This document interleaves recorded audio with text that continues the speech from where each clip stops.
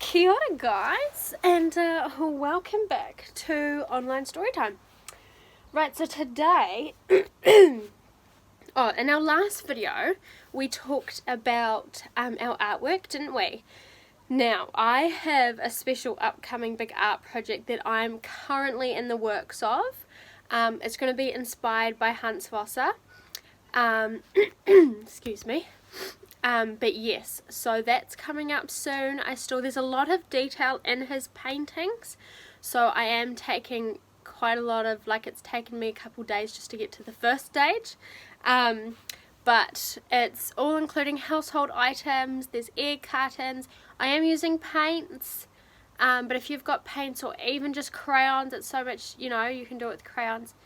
But all you need is egg cartons, paints or crayons, scissors, and Vivets. So I will show you what I'm working on as soon as it's finished, and I'll show you all the things you need to do to make it as well. And I've also got a little picture that I've drawn just quickly that I have to dye with food colouring because I don't have dye at home. So that's in the works also. So there's a few little goodies coming up for you guys, so stay tuned. But today, look what I found at preschool, which was quite handy dandy. It is, if I can actually get it. Okay. It is our, oh, my whiteboard's going to fall down. That is so cool. Right. It is a whole lot of different shapes, and I just have to print them off. So we can go through our shapes. So this is our rectangle, circle, what's this guys? Diamond, that's right, our triangle, nice, our square, good jobs, our oval. Now, do you guys know what this one is? Bit tricky. Nah, it's a star. You guys are awesome. And what is this one, guys? I don't know if you can actually see that. Sorry, my nose is runny today. I got lots of allergies. I think it's that time of the, that time in the year. But this one, how many sides does it have? Let's count. 1, 2, 3, 4, 5, 6, 7, 8. 8 sides. So the way I used to remember this as a kid is, how many legs do octopus have? 8, right? And so this is called an octagon. So oct meaning what was I saying? Octopus.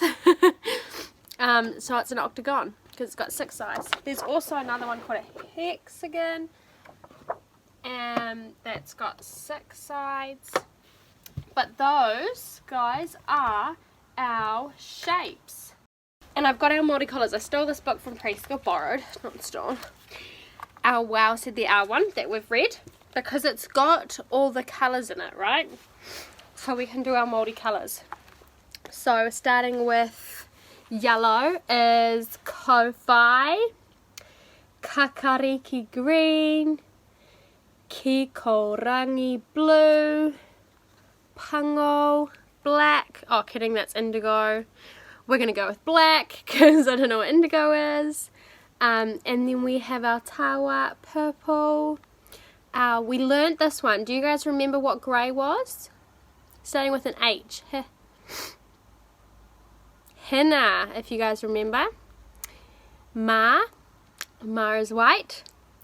Ma Pharaoh, pink. Pharaoh and Karaka. So those are all our multicolours. Let's just go over them real quick. Kowhai, Kakariki, Kikorangi, Pango, Tawa, Hina, Ma Pharaoh, and Karaka. See, you guys are getting good at these. I knew you guys would catch on quick. So that's all our colours and shapes.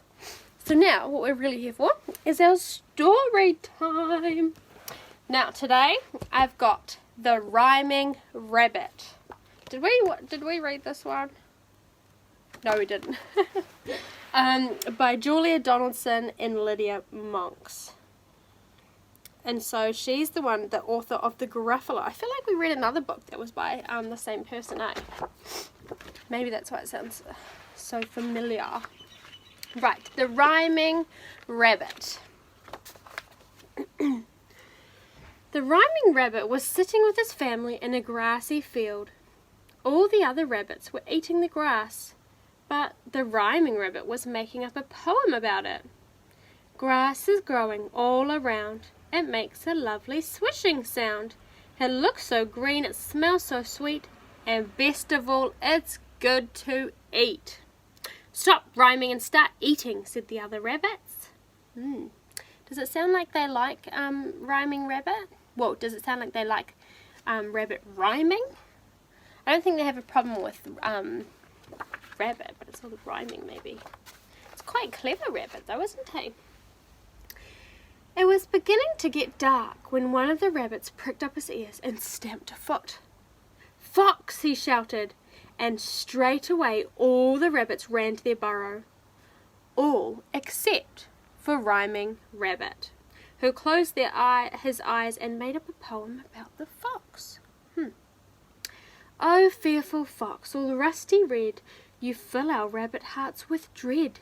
So silently you crouch and sniff until you catch our rabbit whiff. So hungrily, you cunning beast, you stalk your tasty rabbit feast. You're sly and crafty through and through, but we can run as fast as you." "Don't rhyme, run!" yelled the other rabbits.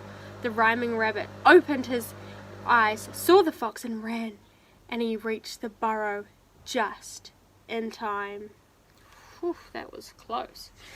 Do you think you guys would do that? Would you stay there and read a poem rather than run from the fox? I don't think so. It's like when Mummy and Daddies tell you to go to bed. You go to bed straight away. You don't just wait. Hey, you don't wait and keep reading stories. It was night time, and the tired rabbits lay down together in their burrow. All except for guess who? Rhyming Rabbit, who sat apart from the others. And what did he do? He sang a song to them. "Sleep, rabbit, sleep, snuggle up and close your eyes and listen to my lullabies. Sleep, rabbit, sleep. Dream, rabbits, dream of grassy fields and sunny hours and cabbages and cauliflowers. Dream, rabbits, dream." "Ugh, stop singing and go to sleep," said the other rabbits. Ooh, I can spot a little mole. Yeah, I think that would get it quite annoying. I find it would anyways. When I go to sleep, I just want to go to sleep. You don't want to hear someone else singing to you, do you? Unless it's Mummy or Daddy's and they're singing you a song to go to sleep. The rhyming rabbit felt sad and lonely. The other rabbits were all snoring. But he couldn't get to sleep. The others do nothing but moan. "I'm going to go off on my own," he said to himself, and he started to dig. He dug a long tunnel, and to keep himself going, he made up a short digging poem. "Dig, dig, quick, quick, scrabble, scrabble, kick, kick. Dig, dig, quick, quick, scrabble, scrabble, kick, kick." I wonder where he's going. Where do you think he's going to lead to, guys? What if he leads to the fox? Yikes. The tunnel led him up and down and round a corner where he met a worm. The rhyming rabbit stopped in his tracks and made up a new poem. "Wonderful worm, deep in the soil, why do you wiggle, curl and coil? Where are you going? Where have you been? How do you manage to stay so clean? How do you change your shape like that, from long and skinny to short and fat? And one more thing that's bothering me. How can you bear to eat the earth for tea?" But the worm said nothing. He had no ears, so he couldn't hear the poem. He's talking to the worm.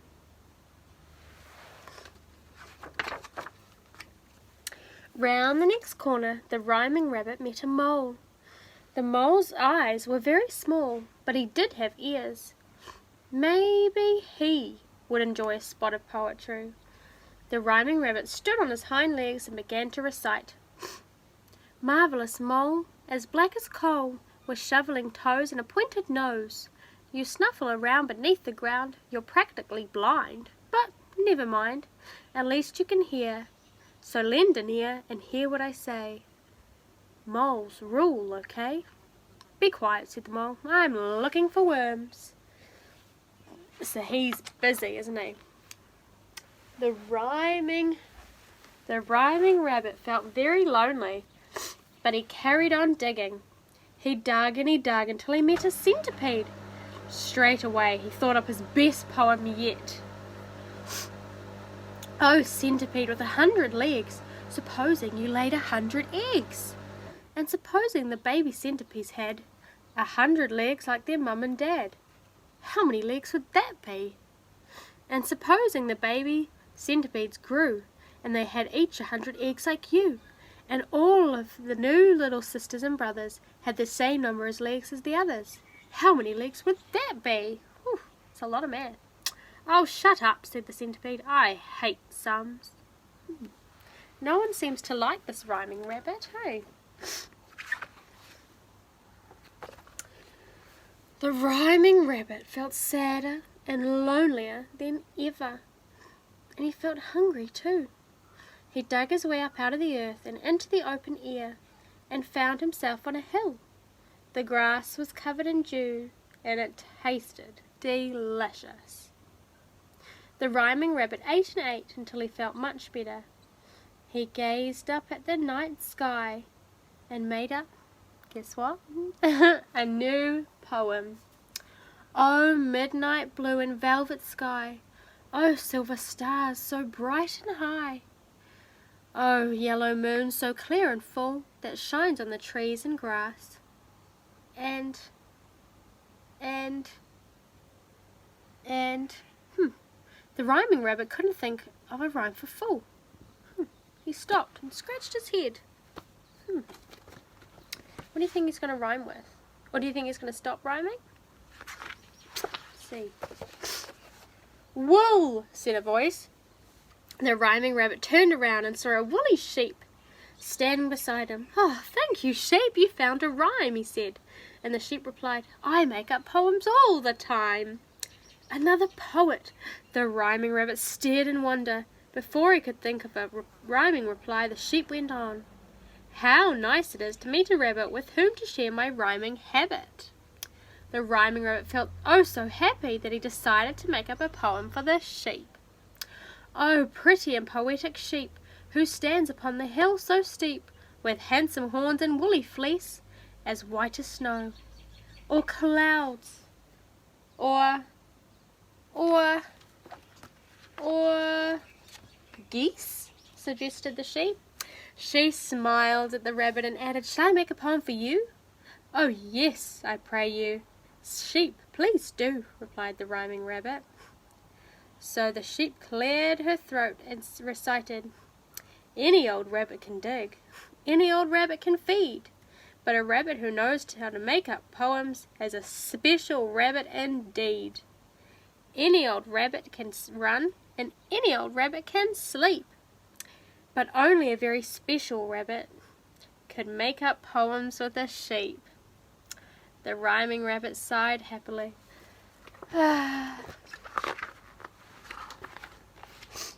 The sun came up, and it was a beautiful day. The rhyming rabbit and the sheep stayed together all day, making up poems about the sun and the flowers and the trees. But as evening fell and their shadows grew long, the rhyming rabbit remembered his family back in the burrow, and he said to the sheep, the others must be getting worried. Goodbye, dear friend. It's time I hurried. The sheep looked very sad and said, you go? Oh no, oh woe, oh sorrow.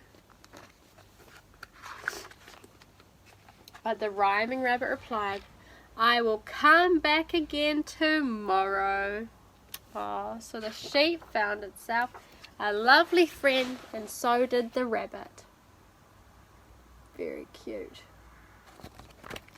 Oh, that was a nice story.